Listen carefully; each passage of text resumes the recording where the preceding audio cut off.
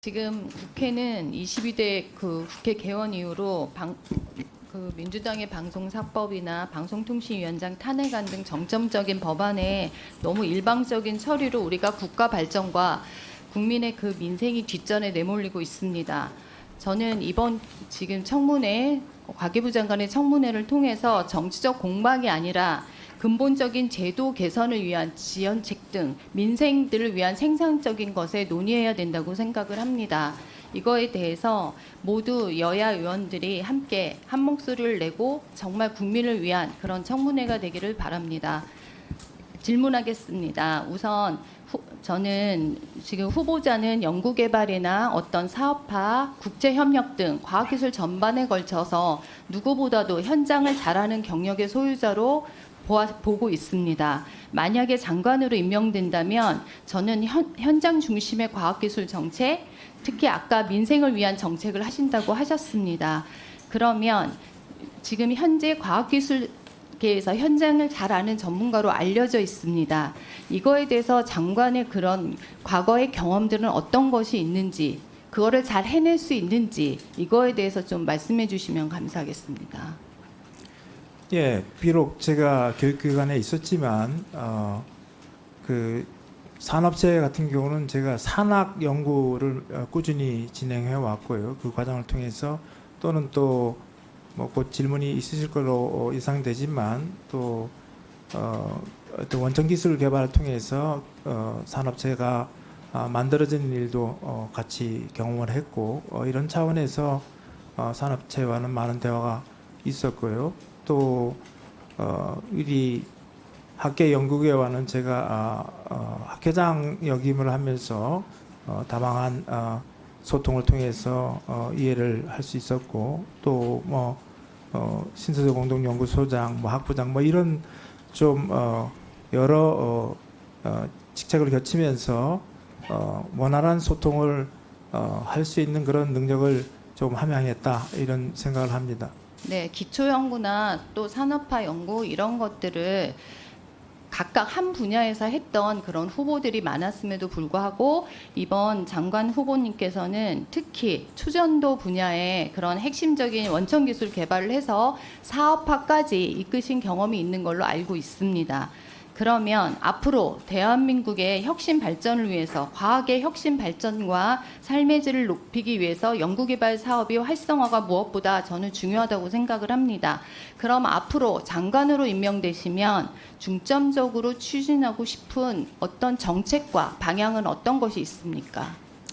국가가 주도하는 연구개발은 민간하고는 달라야 됩니다. 민간은 현실적인 것에 더 집중을 하고 국가는 미래를 대비하는 연구개발을 해야 되기 때문에 우리가 어떤 주제에 투자를 집중해야 되느냐, 한정된 재원으로 이것이 먼저 선결 과제고, 두 번째는 우수한 인력이 거기에 투입돼야 된다. 이것이 또 두 번째 과제고, 마지막은 지금은 거의 선진국 대열에 들어와 있는 상황에서는 지금까지 R&D 시스템을 전면 개선해서 진짜 이 도전을 이겨내야 된다 이렇게 생각을 하고 있습니다.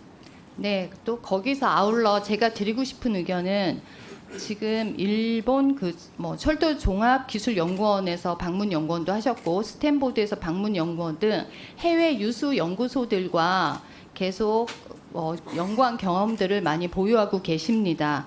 그러면 그런 후보자들의 국제 협력의 경험이 우리 기술 패권 시대에 있어서 우리나라가 글로벌 경쟁력을 확보하는 데 저는 큰 도움이 되지 않을까 이런 생각을 하고 있습니다.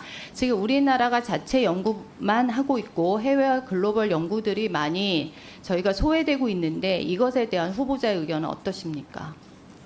예, 아까 제가 말씀드린 것처럼 좀 우리가 경쟁하는 국가가 더 이상 후진국이나 중진국이 아니라 최강국인 미국, 유럽, 일본, 중국이 대상이 되고 있습니다. 그런 차원에서는 같은 수준 또 높은 수준의 국가들과 R&D의 공동 연구 추진하고 그런 것이 굉장히 우리나라의 그 수준을 높이는데 결정적으로 중요할 수 있기 때문에 그런 시스템을 확보하는 일에 집중하고자 합니다.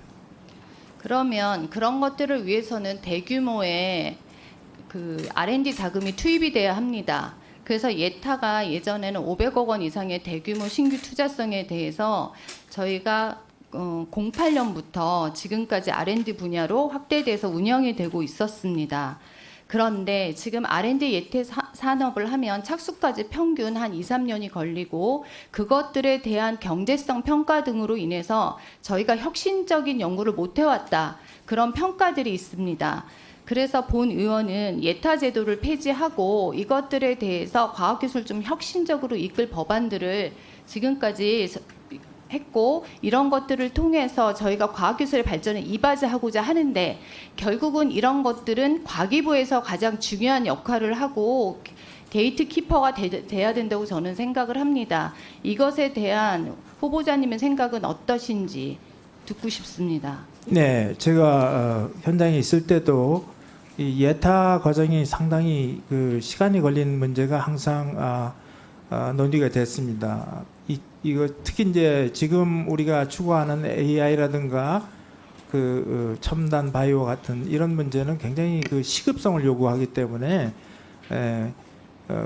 예년과 같은 예타 형식은 맞지가 않습니다. 그뿐만 아니라 이것들이 발달하면서 다른 영역도 옛날하고 틀리게 굉장히 빠르게 지금 바뀌고 있어서 예타에 의한 가장 그 조금 단점이랄까 그런 부분이 해소되는 것은 중요하다고 생각을 합니다. 그래서 실제로 예타 폐지에 대한 보완 조치, 결국 그것들에 대해서 염려하는 우려의 목소리들이 있습니다. 그래서 그것들에 대해서 지금 과기부에서 준비하고 있는 이런 상황들에 대해서는 같이 협조하시고 같이 그것들에 대해서 검토해 주셨으면 감사하겠습니다. 예, 좋은 지적 감사드립니다. 예, 김무영 위원님 질의해 주십시오.